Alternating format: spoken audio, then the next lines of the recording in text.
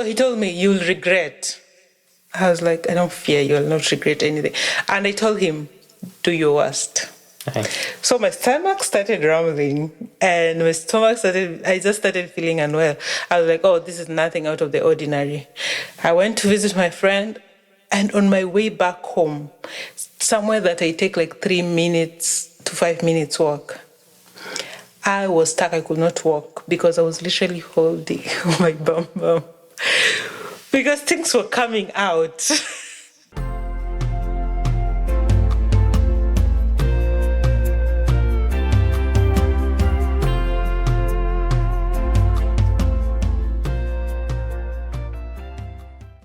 Hey, what's up, beautiful people? Welcome to our next episode, the second episode of Naked and Not Ashamed.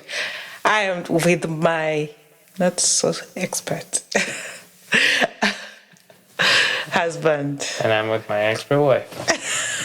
No, I'm not an expert. We are both expert class. So whatever we talk about is our opinion. Right. And today we are going to do an episode of We Listen and We Don't Judge. And I will go forward. Do you have things that you love to talk about? Something crazy. Let's start. So the one thing I do things a little bit against the norm in like culture, or like definitely like building things and creating things that I find that are really interesting. Like, you know, I built this giant magnifying glass out of an old projector TV, which could light fires really, really fast, and that was fun.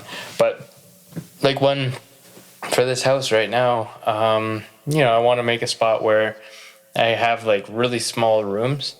So it was just meant for like a sleeping portion. And it's a little bit different because it's just enough room for a bed to fit in there, maybe a dresser as well, like a small one. And then you just go in there and you can't stand up because it's only like 4 feet tall. And then you can just sleep and get dressed in there, and then that's all that room's for. It makes a very small space. Okay, so when we say we listen, we don't judge, we are conversing. So you're telling me about things that I don't know. Okay. Technically, something that I don't know. I know about the room downstairs. No idea. Okay, so I'll give you an example. Oh, I'm giving you a surprise. Yeah, something like that. Something that's crazy. I can't tell you the surprises that I have. No, listen. So we listen, we don't judge, okay? Okay. So in 2020, during COVID, life was boring, right? At that period, because quarantine and this and this. So there's this guy I knew before. And he said, we were talking like I knew from like long time ago. And he started just chatting. So he had moved somewhere else. And he was like, how are you doing? And like, oh, we can hang out. I was like, yeah, sure, we can hang out. And then he says, I live in this and this place. So he sends me fare. It's so common in Kenya for guys to send fare and to pay for bills and all that. So he sent me fare to go and meet him. But he only sent like 300 Kenya shillings. That's about $3-ish, $3.5 for me to go and see him. Of course, it's okay for bus or whatever, but I'm not going to see a man in a bus. He would have paid for Uber. So I asked him, where did you send this money? But at first I told him, don't send fare or transport money because I'm not coming. But he ended up sending. So what did I do? I ate the money. You ate the money. Of course, not literally, but I used the money for my personal stuff. So I don't know if these two are connected for sure. But after that, I took this money, bought mangoes. I was so broke as well, bought mangoes. But I told this guy, if you want to reverse your money, reverse, or I'll use it. And he's like, oh, just come. I know you'll come. I'm like, I'll use this money, reverse this money because I'm not sending it back. He refused. I bought some things, and we started eating with my friends. I had like a group of friends. So we bought mangoes, went and ate sugarcane and all that. So the same day, in the evening, my stomach started rumbling. Nice. And this guy told me this. He was like half Nubian, like half Muslim, and half a tribe called Kamba. They're known for voodoo. Juju, voodoo. Yeah. So he told me, you'll regret I was like, I don't fear you. I'll not regret anything. And I told him, do your worst. Nice. So my stomach started rumbling and I just started feeling unwell. I was like, oh, this is nothing out of the ordinary.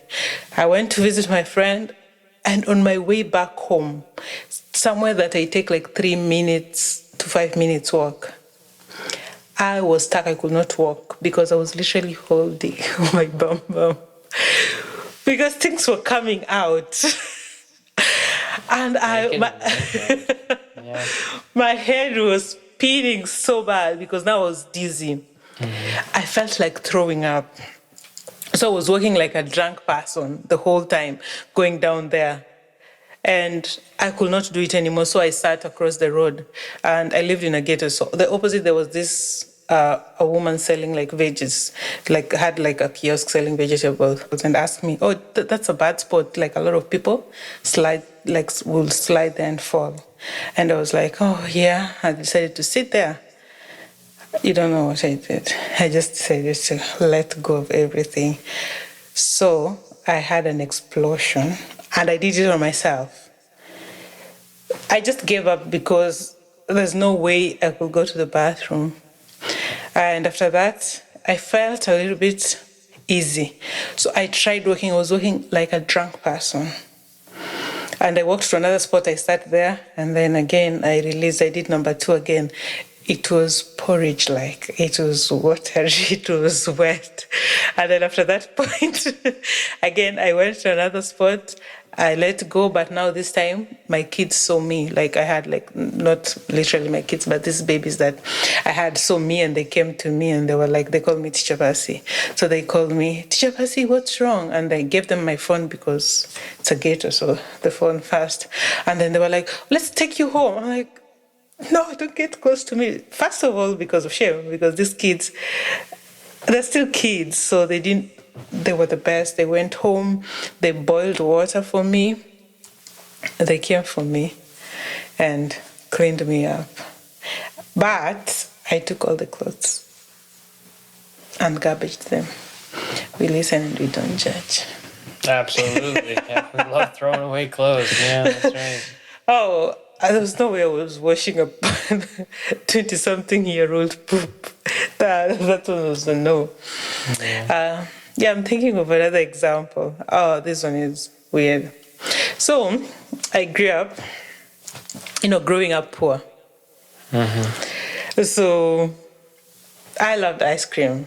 At least that's the sweetest thing I loved. And I would buy ice cream because ice cream was like 20 Kenya shillings. That's about 0.2, right?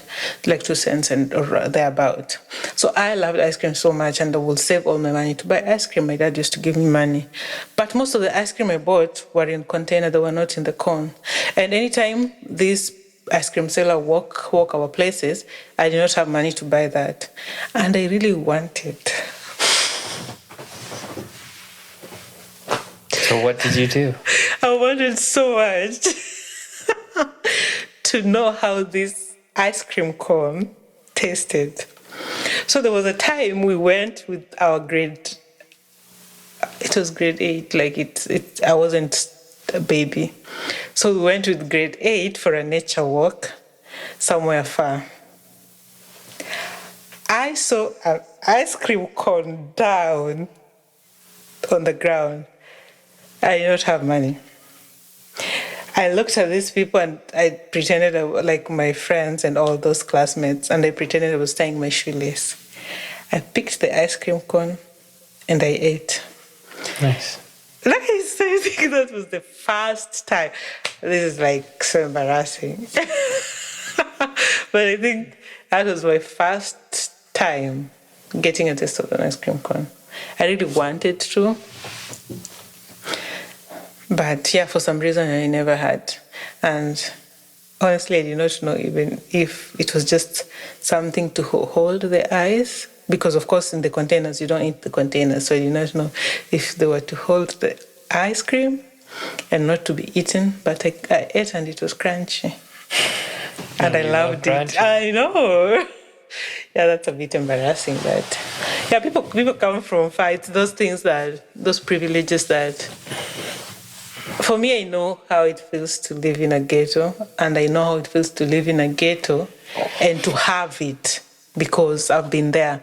But also, I know how it feels to live in a ghetto and not to have it. That's what I love about you, and one thing about you being my wife is it's just something I totally get. And I'm the same way. We're trash eating the perfect ones for for each other in this world. And that's what I do not. I do not. So my story I have is similar to that. Well, kind of. I was in the military. In the military, it's just pretty much like being in prison, but you get paid for it. And I found out, like, because we all paid into, when I lived on base, we paid into the mess fund so that you get 3 meals a day for every day of the week.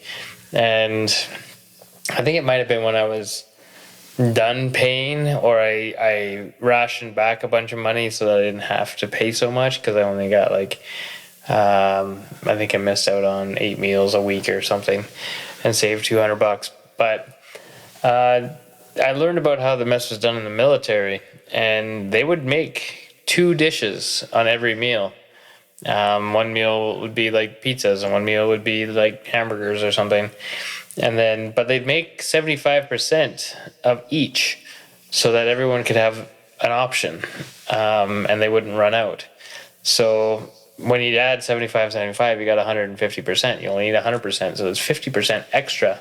And that's if 100% of the people show up to eat the food that they've paid for.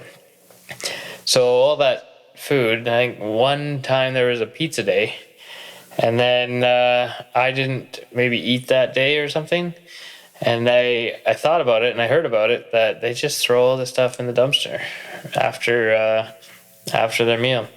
So then I went to the dumpster that day, and I saw it. And it was literally like 20 pizzas, all stacked one on top of the other. And they're just as good as new, like perfectly fresh. And still hot too. So You're the worst combination. I grabbed a couple slices, and there was like, like I'm going to say no to meat lovers on top of another meat lovers that hasn't touched any garbage. So yeah, it's delicious. That I'm judging. And I'm not ashamed of it. I'm judging. So this is another example. It's weird. These are the examples like growing up, and living in a ghetto. So, ugali, right? Yeah. So the ugali flour, the maize flour.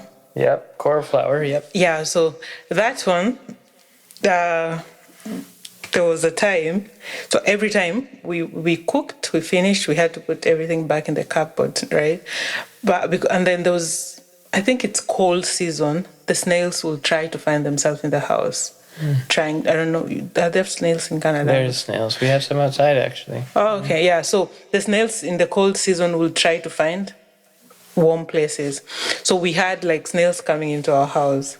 So this time I did not I cooked and I left the flour just in the bag open. So the next time I'm going to cook, as you know me, I'm not so organized. I just grabbed the flour next to the stove, and then when I wanted to cook, I saw snails in the flour. Extra protein. Yeah. Let me tell you, I cannot eat snails, but there was no way I was going to tell my dad that I found snails in the flour. We need to buy another one. I just picked them and all the mucousy things and threw them away, and then used the flour to cook, and I ate it. It's great. Oh, that's nice. Totally fine. They take with them their own refuse, and it's clean. Oh my. I totally get that. Yeah. Yeah, that was not like the nicest thing, but yeah. That's for the snails. And this one, probably when I moved to Canada, I did a lot of shopping. At least my cousin did shopping for me. And then I went for camp, or it was too much, and then they expired. And they were 2 months past the expiry date. So I had chicken drumsticks, and they were past expiry date. So what are you supposed to do to throw them away? I had eggs that were past expiry date. I'm supposed to throw them away. There was no way I was throwing food away. In fact, I was so broke because I had lost money to some identity theft. So whatever I had to survive with it until I got a job. I just cooked my chicken like they never expired and ate. And let me tell you, nothing ever happened. But, I grew up in the ghetto. I'm saying in the ghetto like just for a reference because it's not my personality, but this is my life.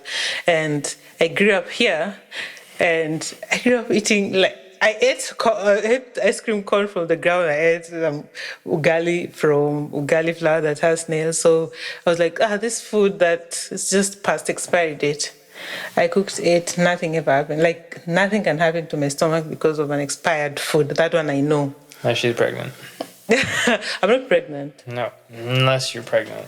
Oh yeah, unless I'm pregnant now, that's different. Yeah, everything can happen.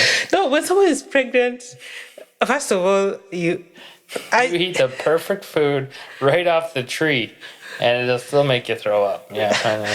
That's different, but yeah, that's another interesting instance that. Yes, lots of judgment there. Yeah. Yeah, the one. Yeah. I was in college and there was this day it was raining, and I had passed I was living just outside the college, right? So I had passed the toilets within campus. So I was outside the gate. So I had to make a decision, either run back to campus, pee, or run to my house, pee. But I was closer to my house and it was raining. You know what I did? There was no way I was moving. I just stood straight and peed on myself. Yeah. And I did not think it was going to smell because it's raining. Ha! It did not do Not well. quite a shower, hey? No. But yeah, that one happened in almost third year or fourth year in university. Hey, people who know me. Yeah. Peed on myself. I pooped on myself in campus. And I'm not giving an example. It was so crazy. I peed on myself in campus. I pooped on myself after campus. Oh, I have a lot of poop stories. Actually, you want to hear a poop story? I have one about time in the military. It's not so bad. Depends on who you are. But in the military, you're only allowed to eat at the mess when you're on course and stuff. You can't bring food back with you. You try to sneak a apple or something in your pocket, you're not allowed to. And if you get caught with it, you get in big trouble. So I think what I did, I tried to sneak some bread. Or there might have been rations. I don't know how I can't remember how I did it. But I snuck some bread back and some peanut butter and some jam. And then I didn't want anyone to see where when I was making it. So I go to the bathroom. And really, the bathroom was a pretty clean place. We cleaned that place up a lot. Over and over and over. So, but yeah, I was just, going for poop and then figured I'd have my sandwich that I eat there too. And I mean, I never got sick in the army. All the bad stuff we did, it was just a lot of dirt. But I just laid my bread on the floor where I was sitting down and then spread it with the knife that I brought in, peanut butter and the jam, put it together and have my sandwich while, defecating. So. Okay, I remembered another example. Bring it up. So. I think I can do better. I think I think it was after campus, probably before COVID. Before COVID. I think 2019, around there. Yeah, 2019. So there was a time I was bored. I had applied for jobs and everything, so life was a little bit boring and kind of depressing. All the monies I had, of course, I tried doing businesses and all that, but sometimes I didn't have anything to do. So I joined Tinder. Oh, really? So we learn it all. So my reason for joining Tinder was probably if I get to meet someone. It's just like I was bored so I wanted to meet someone. Totally. And I went on a date on Tinder, and then I realized, no, I don't, like as usual, I don't want to meet anybody. And also, I'll go on one date and like, no, I'm not going for the second date. So I decided to use this as an opportunity for me to try different restaurants. I was broke and all that, so I could, and it's normal for men to pay. So I will suggest restaurants and we'll go. And I did not do second dates for obvious reasons, because you'll go and someone be like, oh, now visit me in my house. No, even if it's a relationship, we have to start somewhere. So they'll ask me, choose a restaurant. Like, where do you want to? Oh, like, okay, of course, men are nice at first. It's like, where do you want us to meet? I'm like, this and this place. Oh, it's okay if you want to come to my place. I'm like, no, we cannot come to your place. And they're very understanding. So what will they do? They will accept, and we go to this place and like, oh, just order anything. I order, eat, talk. After that, no contact again, and to the next one. So it's like I joined Tinder to try new restaurants and new food. Either way, if it's a relationship, I was looking for a Christian. Dating site, at least by then, at least now people are a bit open. By then it was a little bit frowned on, Right. at least in Kenya. Oh, okay. It was frowned on. It was frowned upon, right? Yeah, frowned Do you use upon. a dating website? Yeah, people, it was like ungodly. Even to an extent, someone saved my number as Patricia Tinder on the Truecaller. So when people call me, my sister asked me, like, you know, there's something is happening with your number. Because I had different numbers. Like, this your number, it reads like this. That's when I knew I'm not giving this number again, because this is my main number and I'm using it to apply for jobs. Why would someone save my number as Patricia Tinder on Truecaller? Why would they change my name from Anduru to Tinder? Anyway, I did go to lots of restaurants. I did eat like different foods. And yeah, that's something I used Tinder for that reason. There you go. That's a neat way to get a good bite to eat. No, I was just bored and depressed. Yeah. Gotta do what you gotta do to eat. But anyway, I had to come back home and cook still. It sucks being like the one in charge of the house. So I fell in love with a guy when I was in campus. I had the best phone in that time. Most of the phones were not waterproof, water resistant or anything. So I had this Sony, I don't remember what Sony. It was like almost this big or bigger than this. It was the best phone. So this guy that I was seeing then did not have a phone, or rather had a BlackBerry, but it was a desktop. You will only use it when connected to the power, right? So I had a very cute new phone, Sony Xperia blah blah blah phone, which was the best. I still have the camera. Like if I show you the photos, they're still the best. Like it was better than Samsung. And then I had a Samsung something and a Nokia. The Nokia, there were new ones with, it was just a new Nokia with a Gorilla Glass. I don't know if North America knows Nokia so much, but there was this one with a Gorilla Glass that it could not break or anything. So I had that one because I had just gotten that when I was out of high school, and I loved it because it was like a gift that was given because I did well in my exams. And I had now a Samsung that I bought for myself, but I also upgraded, but I did not get rid of this Samsung. I upgraded to this. So I decided, so this guy did not have a phone, and I sold my Samsung because I did not need 3 phones. So I had 2 phones, like me, you know, right? 2 phones anytime. So I said, like, I asked him, because his phone now died, I asked him if he can take this small, so it was just this size, small Nokia phone. He said no, he doesn't want that. He wanted my Sony Xperia. Guess what?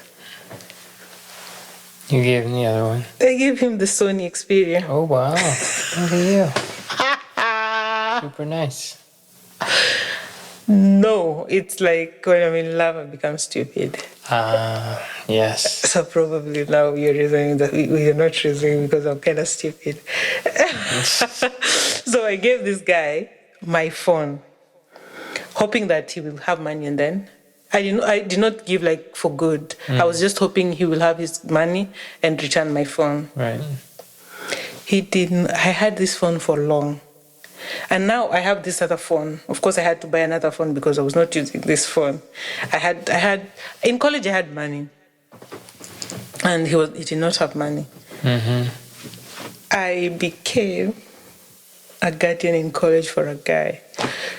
I hope he doesn't see this. Probably will. Yeah. But tell me why this guy has this phone, doesn't stay with it 1 year. The phone, whatever, broke or something. The phone became a desktop. So he had to use it when connected to a charger. He goes and opens this phone. And once you open it, it's no longer water resistant, waterproof. You've broken that seal.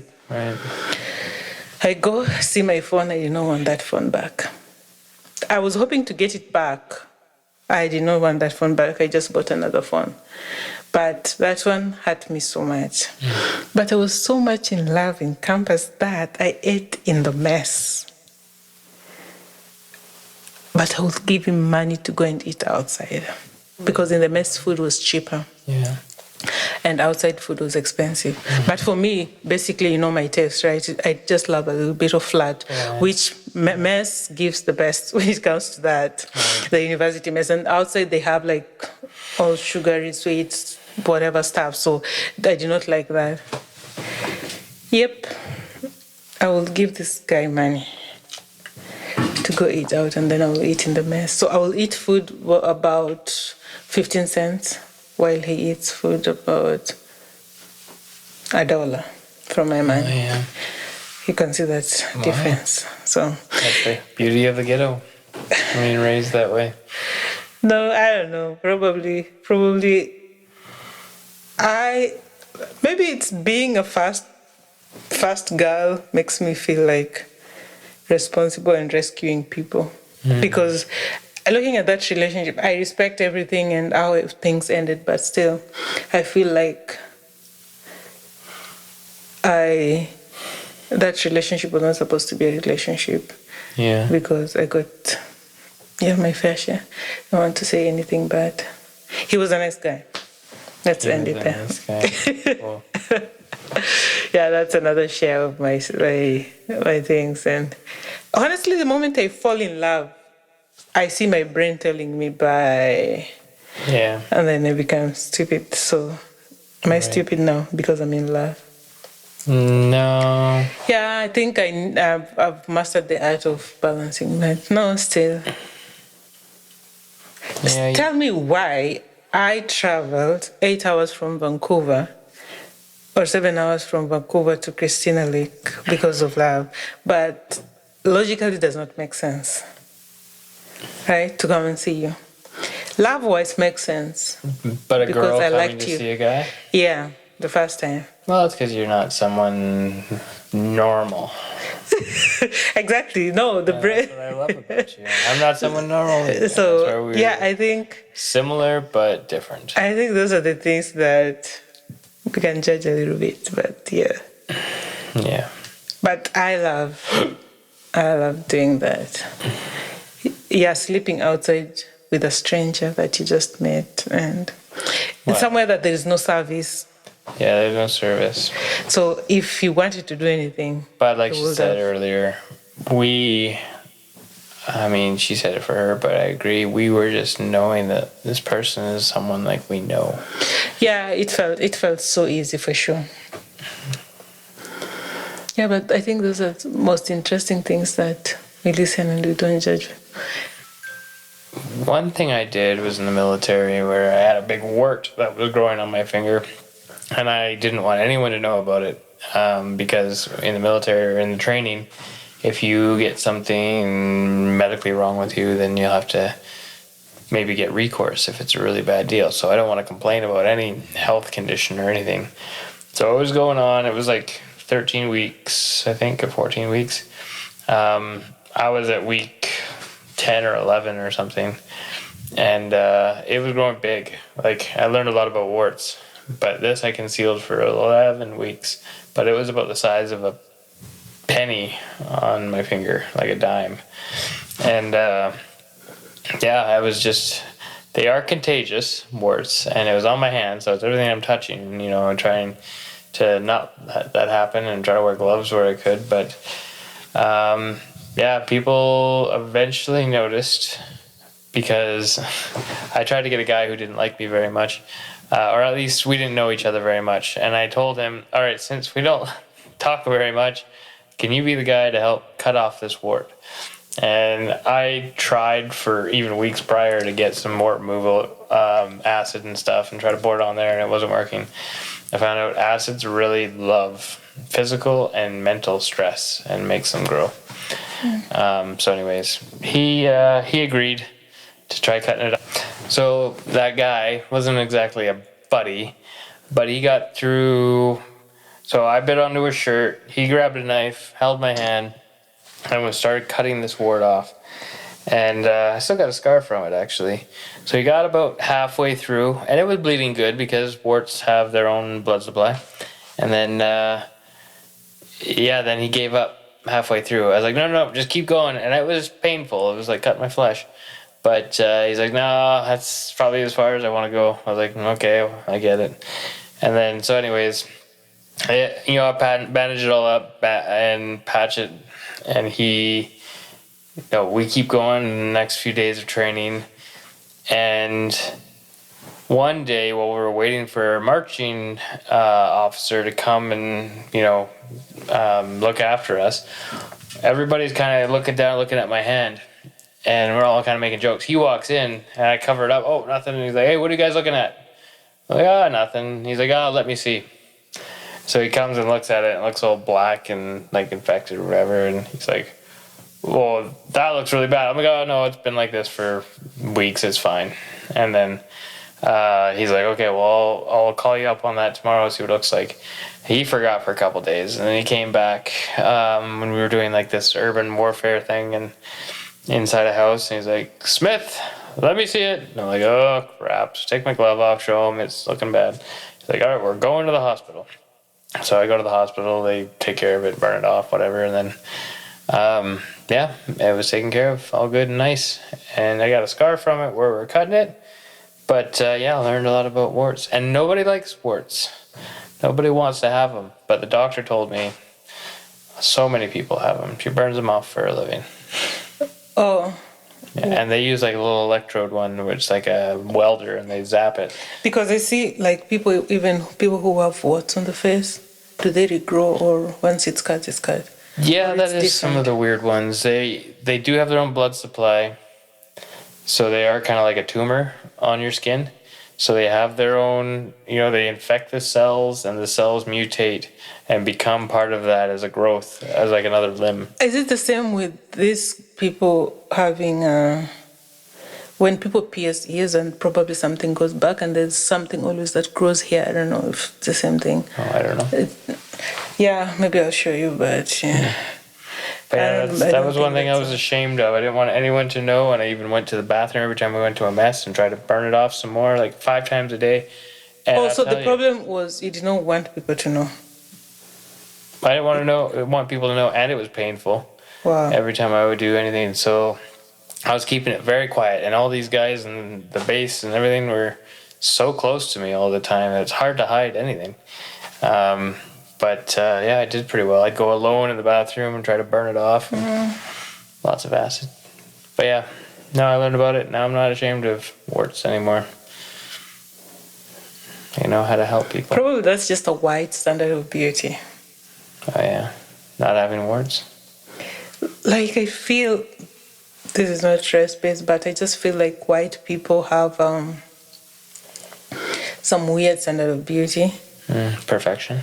Yeah, at least what they think is, I will not call that perfection. They think probably this is perfection. Yeah. And I've seen I've seen things. The other day we were talking about cooking bland food so that they don't add like seasonings and spices because it will be good and they will want to eat and they will overeat. But now they want to maintain this size or this particular size, and now that's why I feel like insecurities. Most insecurities, even like in our community, I feel, this is my opinion, I feel comes a lot from the white people. Because it's like, oh, your hair is frizzy, oh, your hair is so kinky, blah blah blah with your Right. hair and all this, and they define the standard of beauty. It's kinda because like even for the white people pigeons, out of the celebrities, Yeah, the exactly. popular kids. but also it's just because if you look at the beauty pageants and all those things before they started putting the plus size people, before it was just these tiny skinny models. Someone doesn't have bones, someone doesn't have hips, waist, and all, it's just a flat thing, and they tell us that's the standard of beauty. And then comes Africans who like are well adored and all that. So the problem is like the standard of beauty was defined by white people, and I told you the other day that's why even black people started bleaching, Right. because we were taught or we were told like our skin, of course not me particularly, but people before me, like our skin was not it, so they sold us chemicals to make our skin look like yours because that was the standard. And they sold us hair chemical to make our hair straight like yours because that was the standard. And of course, wearing wig is okay and it's good because it gives easy work. But if you look at the history, most of the time it's so that, this is a bad one to say, so that we can look like white people because that's the standard of beauty. Right. But that's just messed up because Yeah, I think it's dying off. I think white people are, especially if they're cutting their lower ribs out to make their waist seem smaller and they don't see as much ribs protruding. That's the most common cosmetic surgery in California right now. My doctor was telling me that. But yeah, they're doing that and manipulating their body and having all sorts of mental health and whatever other issues with their body. So I don't think that's going to spill over to everyone anyway. no, might. And I think our own culture, like men, boys, I think are really going to the same page that they really don't care for makeup very much. Girls wearing makeup, it doesn't really, looks nice every now and then, yeah, but if it's all the time and it looks fake, it's not a good selling feature. Okay, what's the time? It's 21:26. Okay. So we'll bring that to a wrap on this episode. Hit the like, notification, subscribe, and we'll Leave a ask some comment. questions. Leave something you want to know, something that's sparked your interest, question came to mind, and yeah, we'll tackle it and put it on another episode. Until next time, bye. We'll see you. See ya.